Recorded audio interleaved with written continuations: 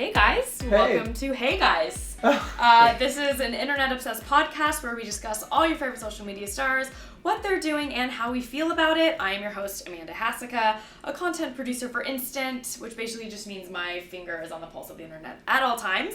And if you don't know what Instant is, it's a new media outlet and video platform dedicated entirely to covering digital creators, much like Sawyer Hartman, who we are joined by today. Thank you so much for having us. Yeah, absolutely. I was telling him he's our first legit guest. So we're very excited to have you. I have no idea what that means, but it's so funny. You're legit. You're like a legit. We cover all the social media stars and influencers, and I think you're of that caliber. So thank you so much. And then also today I am joined by Jonathan Ratliff, who is a fellow Instant team member along with me. He edits all of our videos, so anything you see in an Instant video that's super cool, John probably had something to do with it. And if it wasn't super cool, it was the others. If it was somebody else, if it wasn't cool, it's definitely not him though. Yeah, blame him. So I feel like it would be I feel like we should just dive into our first topic of the day. I feel like the biggest thing that's kind of set the internet ablaze this week has been the news with PewDiePie. So if you guys don't know, or you don't know who PewDiePie is, you have not heard of this, I'm gonna try to break it down as quickly as possible, and I don't want to get into too many nitty-gritty details, but basically, PewDiePie is the number one subscribed to YouTube channel, and he is Swedish. He's really into gaming, video games. That's kind of his thing. But he also has a little bit of shock value type of thing going on. And he recently got dropped from Disney and Makers for some anti-Semitic comments he made in a video, and it's blown up. It started a lot of conversation. So I know Sawyer it started the whole conversation of comedic value versus free speech, and then also entertainment value versus speaking as yourself. Right. And so where do you kind of land on it? What do you... I don't know. It's a hard one for me because I've met Felix. He's a really nice guy, and when I met him, it's so blatantly clear that the only thing that runs his life is comedy. It's not really hate at all. So it was interesting because I saw all those videos, and when it was the death to all G thing, I was like, oh wow, yeah, that pushes any boundary, that's so offensive to so many people. But also, I did notice how shocked he was that it was actually able to go through. So it's kind of interesting for me because I'm a huge Family Guy and South Park lover, and they make anti-Semitic jokes all the time. Yeah. But it's a cartoon. Right. And it's a made-up scenario. So it is an interesting topic. I'd love to hear where you guys stand on it, because to me, I could see the comedic value of including that back into your video when you know it's going to be viral, you know it's going to be topical, you know it's going to be controversial.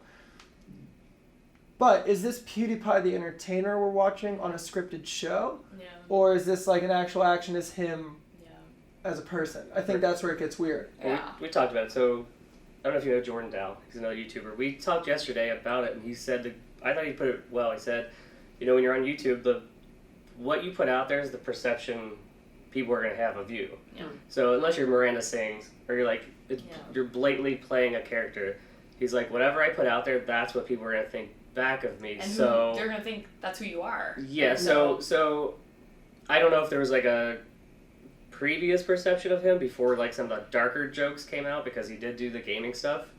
I don't know if he started that way, darker, but then it's also, I don't know if it would be as big of a deal if he wasn't in that corporate culture part. When Disney's involved, the YouTube Red part was involved. And he's also the number one subscribed to YouTube. If this were a smaller YouTube channel that no one was paying attention to. Well, but that's the thing is, I don't think it should matter how many people you have watching you. Really? It should not at all. No, not at all. I mean, it's if I should be able to not kill somebody the same way you guys should. Right.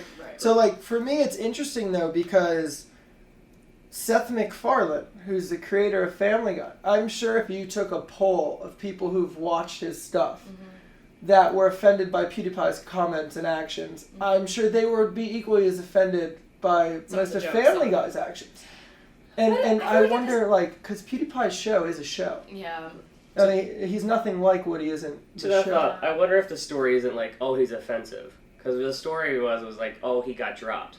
Yeah. That's the He got dropped by Baker. He got Disney dropped him. But the YouTube ad pushed thing him out. shocked The me ad thing pushed him out. So it's almost their way of their image they were protecting, but were people actually that offended? That's the thing is, excuse my language, it's a shit show. Yeah. Because you have YouTube running and putting their tail between their legs. And like, as someone who's employed by their platform in a way, come on. Yeah. Why would you ever try to pass PewDiePie off as family-friendly content Right. for so Right. many years? Yeah. Now that Disney said something, which Disney has a dark past with this type of stuff Yeah. as well. Mhm. So it's interesting that like everyone's like, oh my god, he did it. Nope, we're like not associated anymore.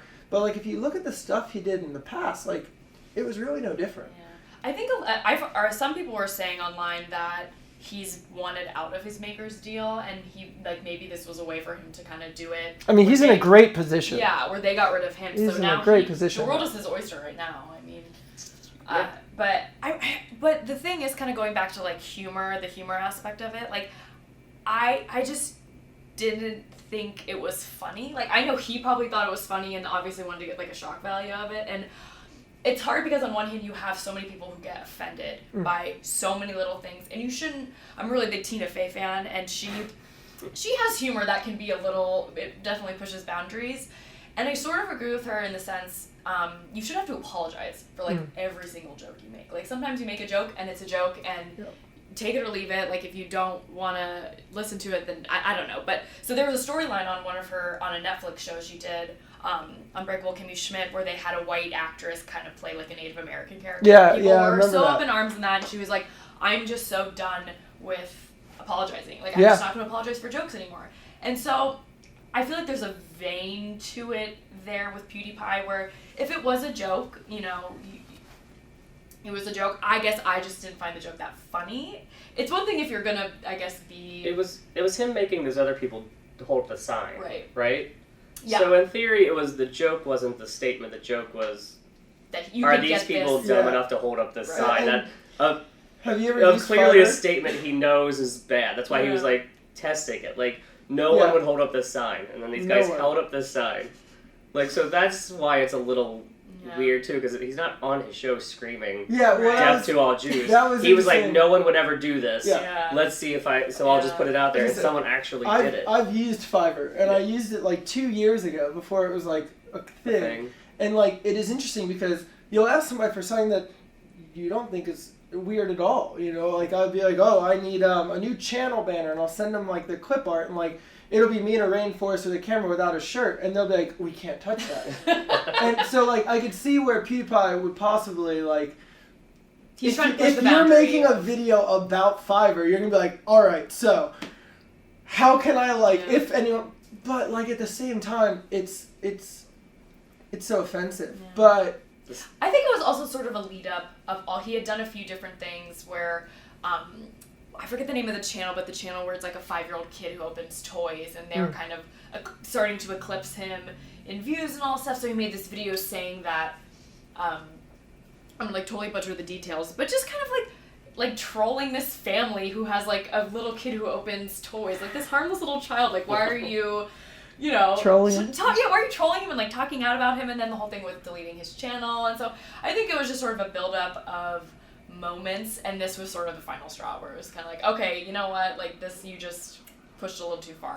I think if I would give what I think should happen, I think that PewDiePie, all that should happen, he should have a closer relationship with YouTube, and when he has a video that he knows will be offensive, they should age restrict it. Yeah. Because the thing is this, like, as like, I'm so against what his video did. No, I'm for both. You know, I'm for like freedom of speech, and I'm also for like being kind to people and like putting a good message. But my thing is, PewDiePie did this. The media storms ran with it. Everyone talked about it. But I guarantee you, if South Park had been in session right now, last week's episode, someone would have been watching TV and they would have said death to all Jews, and it would have been the same joke, and everyone would have laughed. And that's the problem. Is it can't be acceptable in one format and not on another. I mean, this is just a whole, like, It's crazy. It's crazy. Because I mean, can we freedom cuss of on this speech podcast? is... We can. Let's just Okay, go so for it. I think the issue is like South Park and Family Guy, they tell you what they are. They're not fucking with you. Yeah. Where the PewDiePie, like with the kid, Yeah. And some of the other stuff, like, and even this joke, getting those guys to do that, it's him fucking with people. Yeah. And I think that probably builds up to, I'm tired. yeah, you poked too hard. Too hard. And this just kind of toppled everything. I agree fully. Maybe if it was done randomly and he wasn't always kind of doing that thing, he might But be yeah, there, and I gotta agree with you, like, the one problem, I would love to make a Family Guy or a South Park, but the only reason it works is because these are cartoons. Yeah. And the reason South Park got away with it for it's so absurd. It's children. Yeah. You have a 6-year-old child saying There's death to all absurdity Jews, to it. and it's Cartman, and no one likes him, and they all say he's a racist. Yeah. So it's okay. But it's weird on YouTube because it's your face. Yeah. If I went on and said that and it wasn't a scripted comedy, you got to be ready for backlash. Yeah, I think it all comes down to if you want freedom of speech, you have to be ready for consequences. Right. I don't think they should be able to censor him, Yeah. but I mean, like Disney leaving, YouTube leaving, it's definitely to cover their own ass. Yeah. But like they're perfectly within their rights as well. Yeah. And I mean, I think he seems to really. I feel like you're so. With PewDiePie, people either love him or they hate him. It's a very polar Well, that's the situation. thing. Well, yeah, you can't like play both sides when you're 50 It's fine. million. Yeah. You kind of got to pick a side where you're like, he is so funny and like he has every right to like make this kind of, these kind of jokes and this kind of humor, or you have to be like, no, this is like, just. You're right. He's set up now. It's like now if you buy him, you know what you're buying. Yeah. There's no like seller's remorse from anything. Like you bought the game or you got this. He updated his The image a prankster. little, not in a great way, but he's definitely edgier, more cultural, and now he does have that card of excuse my language, but fuck you, I'll say what I want. Yeah. And now he kind of has a track record of Shock it. So value. yeah, now it'll probably be a lot more excusable, to be honest. Oh, 100%. Yeah, so I mean, we could talk about this, I feel like, for forever, but let's kind of move on a little bit. So, Sawyer, you recently went to Bali, and the video was insane. Thank you. Tell us all, how long were you there for? I was there for 3.5 weeks. Whoa. Yeah, which is like the longest I've ever like gone on an adventure like this. So what was it like? Obviously you were filming a lot of stuff. Did you completely unplug from everything? No, never. No, I never unplugged. This wasn't really a vacation. It was like part of my job. Yeah. But like for me, unplugging's extremely unhealthy. I'm a really big introvert. That's why like before I started daily vlogging, I would disappear off social media for like 9 months and reemerge with a film script. Was because I just kind of like go disappear into myself. So when I was in Bali, having a camera in my hand actually kept me like viciously present. But as we were discussing before, for me it was important that I clearly defined my objectives when I was going there. I knew what content I wanted to film and in what capacity, and I actually made like a breakdown so that it was this video will be filmed on this camera, this video will be filmed on this camera. That way I wasn't switching things and I couldn't get lost in my thoughts. I was just... Because sometimes I feel like you can kind of go in like, I'm going to wing it, and sometimes it doesn't. And then you get nothing. Necessarily. But stockbrokers, like unexperienced stockbroker would say the same thing, or like first game football player, what are you going to do? I'm going to go play football. You talk to Terrell, he's like, I'm going to run him. And it's just like, it's like with experience, you have to prep a little more. Totally. So, what sort of inspired you? Like, what was it about Bali that made you want to go? Oh, actually, my buddy Fun for Louis Cole, who is another big travel channel. We've been wanting to travel together since we went to Japan like 3 years ago, and he was going to Bali. So I was like, okay, cool, we'll come to Bali for a week. And then I went to Buffer Film Festival in Canada, met some other new vlog friends who were going to Bali a week before that, and I was like, okay, I'll stay with you guys. And then I met a couple new vlog friends that were staying the week after. So it just kind of turned into like me and my girlfriend went to Bali and just jumped from group to group and stayed the whole time. Oh, that sounds rough. Nice. My friends go nowhere. I feel like that's the hard thing about living in LA is you just do so many like short trips. You're like, I'm gonna go here for like a few days and then I'm gonna go here. It's very hard to like get a chunk of time where like I'm gonna go here for 3.5 weeks. Like the beauty of what you get to do though. I love then you can kind of roll. I love finding these vloggers who, there's not many vloggers who are over 1 million subscribers. Like you look at Casey Neistat and there's sure Logan and Jake Paul, but they don't really travel much. They're mostly like personality driven. But for like a travel vlogger, there's very few. So I always try to find the people who are like primarily photographers and filmmakers doing these trips. And often the truth is because their channels aren't at a place where they can just always make money from it, they save. and then they go on these massive, epic 3-month journeys, Mm-hmm. and those are the ones I want to know about. Yeah. Because those are the ones like you've saved all year working at, a restaurant, so you can go live your life and take photos. Like I'm coming with you because you're not going to waste it. Yeah, I feel like so you bring up like Logan and Jake Paul, which is I find interesting. They're certainly their vlogs are definitely more personality driven, and I feel like with yours and these travel vloggers, it's much more like documentary, where it's like it's much more. There's a little more thought to it. Not that they don't put any thought into their vlogs, because they're pretty. It's funny. a whole craft to like be able to like personality. Saying you plan, but like you have spontaneity to it. Yeah. You let things go if you like. Yeah, and one of my things is like I try to keep to my agenda no matter what's happening, because if my agenda's falling apart, if I allow myself to know that, I just become some defeated dude in a vlog that's miserable to watch. But if I'm still like fighting for my goals and failing, well then it's more of an actual story. Yeah. But like Jake's a good friend of mine, and like what they do very well. Yeah. But they don't stop. Yeah. Like they wake up at 8 a.m., they go, different groups of people all day, and then they have editors that do it at another time. Mine's a lot more, I wake up at 8 a.m., I edit till noon, I start my day, and then like, it's just kind of more of a diary for me, I guess, than an entertainment outlet. Sure. And I feel like, it depends on what you want to get out of it, and I feel like vlogging is so different. Everybody's has such a different vlogging style, and so how much, is there ever a time where, I feel like daily vlogging would be so hard. Is there ever a time where you just like don't want to do it? Oh yeah, all the time. Yeah. But it's usually when I'm home. Yeah. So that's why whenever I'm out, and even when I am home, when I leave the house, it gets so much easier. Yeah. Because you want to capture these things and you want to. But there's this facade. Whenever you're where you live, you forget that the world doesn't know. You forget that the world hasn't seen that. Mm-hmm. So to you, you're like, oh yeah, why am I going to go get a cup of coffee on camera? Like, I'll just go do that before I start shooting. And then all of a sudden, you're going to do your emails before you start shooting. And then you're going to do this. And then all of a sudden, you've gone through your whole day and not filmed any of it. Because to you, it feels routine. Mm-hmm. Yeah. But like, if you're in China and you go get a coffee, you're going to be vlogging the whole thing. Like, oh, I got Chinese coffee. China getting coffee. So like, whenever you're out, that's why I try to really be gone at least 2 weeks out of the month. But I actually just found myself a new schedule yesterday. Because for a while now, for the first 220 days, I hit every day. Mm-hmm. I didn't even miss a day. That's crazy. And then in Bali, because of internet, like I missed a few days, which let me get a little ahead of schedule. Right. So then I got a little lazy and I was making up for those days. And really for the last month and a half, I've hit every other day. Mm-hmm. And I was like, 50% isn't enough. I want to at least be hitting 80%. But when you're trying to hit 100, you usually fall closer to 50. So I found that by structuring my videos in a certain way and doing a live stream on Sunday, now I've figured out a formula to create 6 videos a week and get Saturday and Sunday off as if it was a normal job.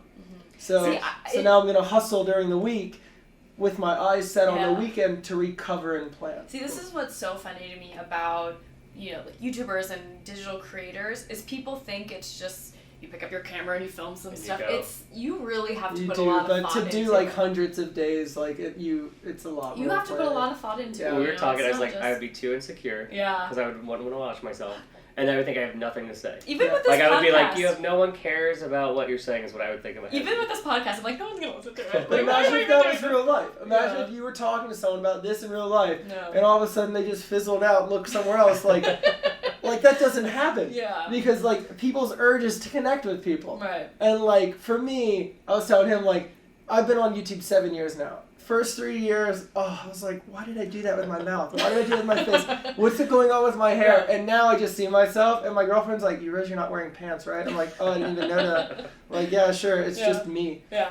I have to say, so I worked with Teen.com like years and years ago, and they were really one of the first, I think they recognized, I was there in like 2012, I was there for like a couple years, and they really realized the potential of YouTubers. Like, I feel like you were probably one of the first ones I heard of, and then there was like Key and Lolly, Gen X Pen, A Fun for Lou. I think like we did a few things with him, like Strawberry 17. It was kind of like our original the OG little crew. And so it's crazy to see how far everything has come and how people have evolved so much. Yeah, especially when you do so many videos. Yeah. You know, it's one thing if you do like a handful here and there, but to have it be like day in, day out, Yeah. there's probably Well, just you draw an interesting crowd though, because you get travel guys and you get like Well, that's what's people weird. who love your equipment. They have so many questions with you Yeah. about cameras and stuff. Literally, like the comments, it's that's all actually- like, "What camera did you use today?" or "What did you use here?" It's Like, been the weirdest thing for me. So when I've done 6 years on YouTube, and I was like 90% female, which was a huge chunk of YouTube's audience. And then I started daily vlogging, and now here I am 270 days later, and I'm 50-50. yeah. And I'm like, oh my god, like, it's weird for me because the guys that are watching me are like my age. They're like 21 to 25, and I'm like, Men, you know, they're just like a So little behind weird. women. We're just a little yeah, bit you guys, more- you're always Ahead of a the step trends. ahead. We're a step But- ahead of you guys. but I they're have finding to- us. So that kind of brings me to kind of speaking of kind of going back. So we have a little. This is the first time we're ever going to try it out, but so I want to talk to you a little bit about your first video ever and your most viewed video ever, and just so I noted what they are. So your first what video are is they? actually pretty funny. The Stoner's ice cream. Well, Oh, the intro. Yeah. Yeah. For checking out my I didn't know how to channel. white balance my camera, that's why I'm I hope you like my orange. shorts. I just randomly decided to start filming them. I love the annotations. It's like follow me on Twitter. Follow Yeah, me here. back in the day when you just had to shout at everyone. Yeah, and so it's a 26-second video, short Yeah. and sweet. Yeah. So do you like remember filming that at Oh, yeah. all? Or Yeah. so what 'Cause was your process like kind of behind it? I didn't know. Like, I had actually filmed a sketch. The one that came right after it was actually my first video. And it was called The Stoner's Ice Cream Sandwich. And it's just me playing both characters in my apartment. And, like, it's the most ridiculous, stupid thing in the world. But, like, I realized I couldn't just put that up. Or people would, like, think that's me. What is So, like, I did that intro. And, like, I didn't know anything about cameras. And that's why I'm orange. And the background's fuzzy. I tried to green screen. Yeah. So you mentioned having, you know, nowadays you have a set plan of when you vlog of like what cameras Yeah. you use. Did you have a set plan for your YouTube channel in general, or you're just like, No. start it? You know, back then I just I really liked Shane Dawson and I was an actor and I just kind of used it as a place to test out characters. And then as I started continuing on my journey, I directed a short film called Strangers, and that was like a 30-minute horror film, and it had like a 97% retention Oh, of wow. 3 minutes to 27 minutes. So I It's just really good. and if I- you, like, yeah, don't and know I- about retention.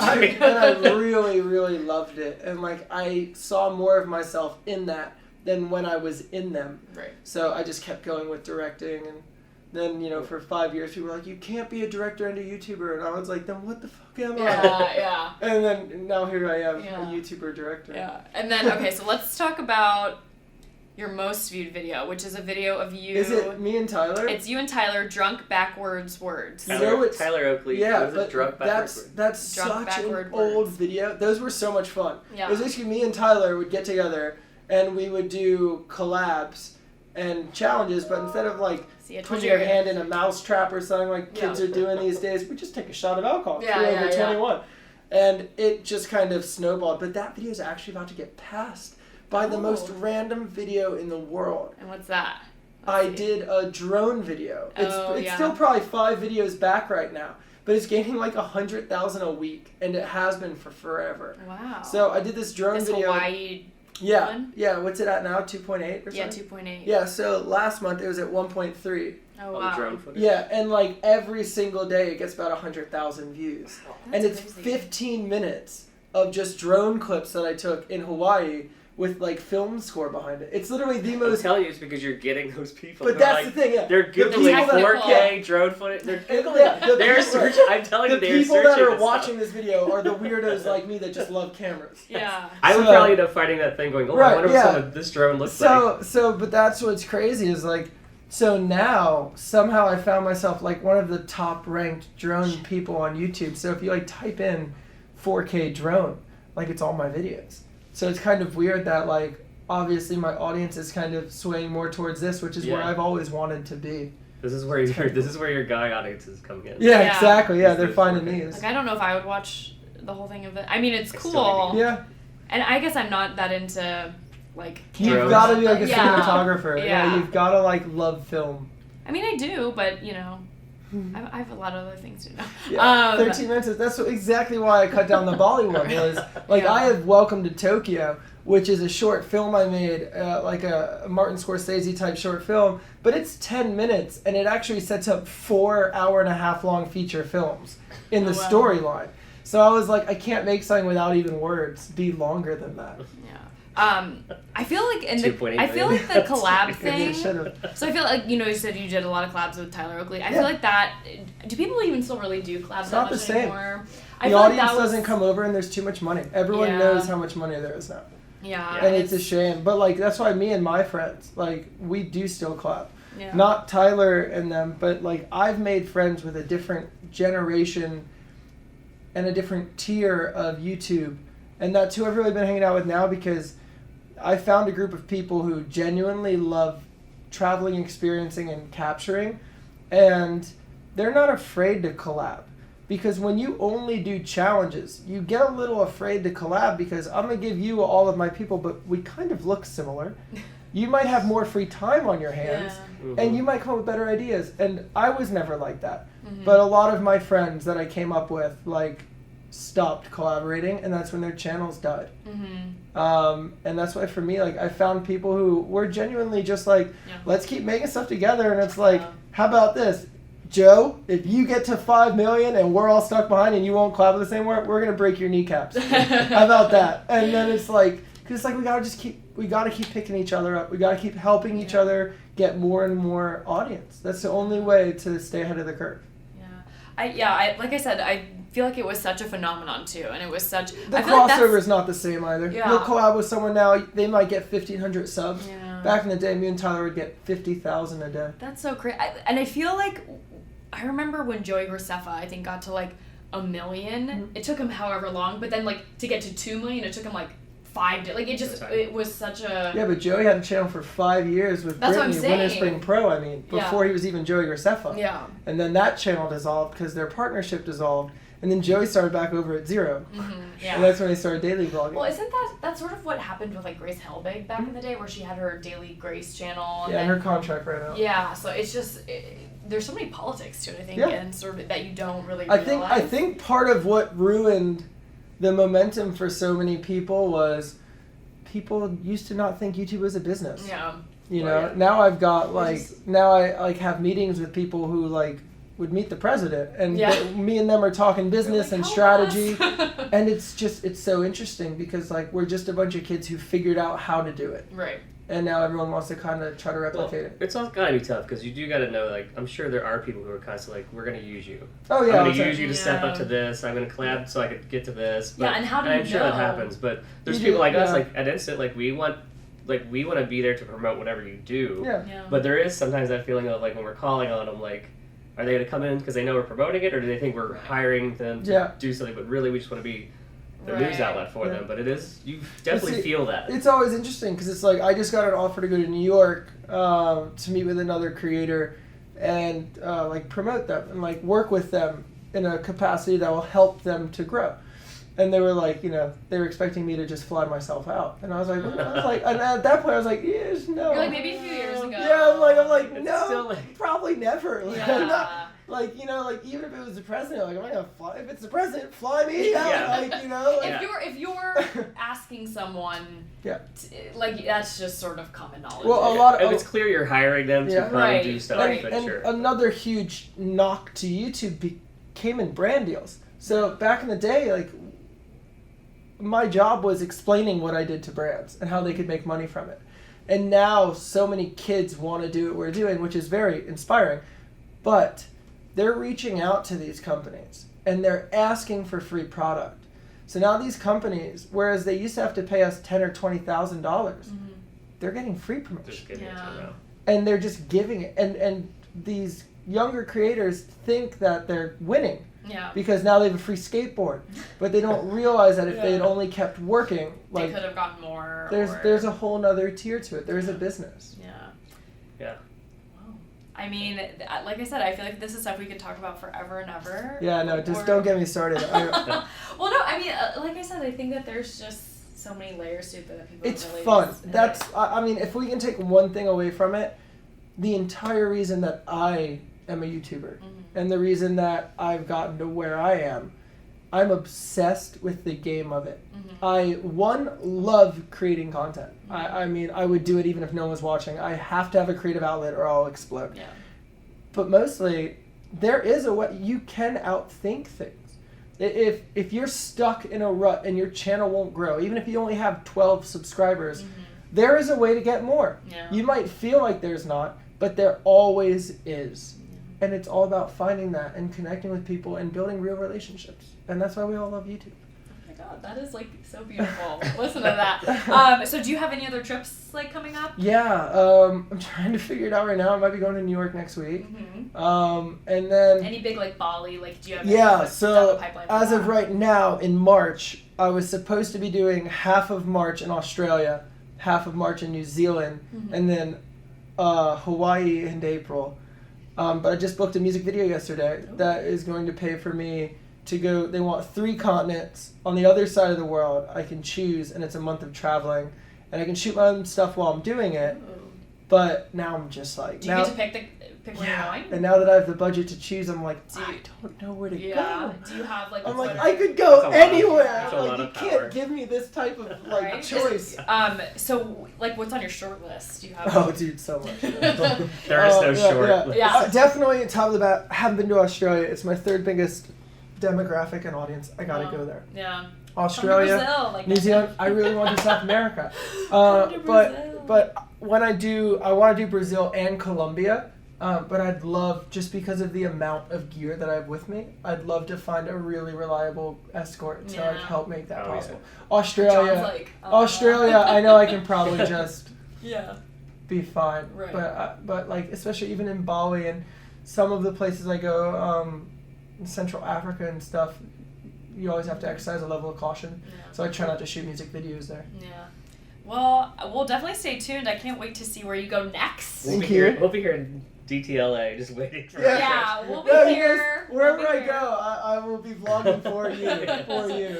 Well, thank you so much for joining us. Like Yeah, I said, thank you for having Sawyer me. was our first legit guest. Where can people find you if they don't know where to find Just any of my social media is just my name. It's just Yeah. Sawyer you? Hartman. Sawyer Hartman, short Yeah. and sweet. And you can find us at instant.me, instant DOTME.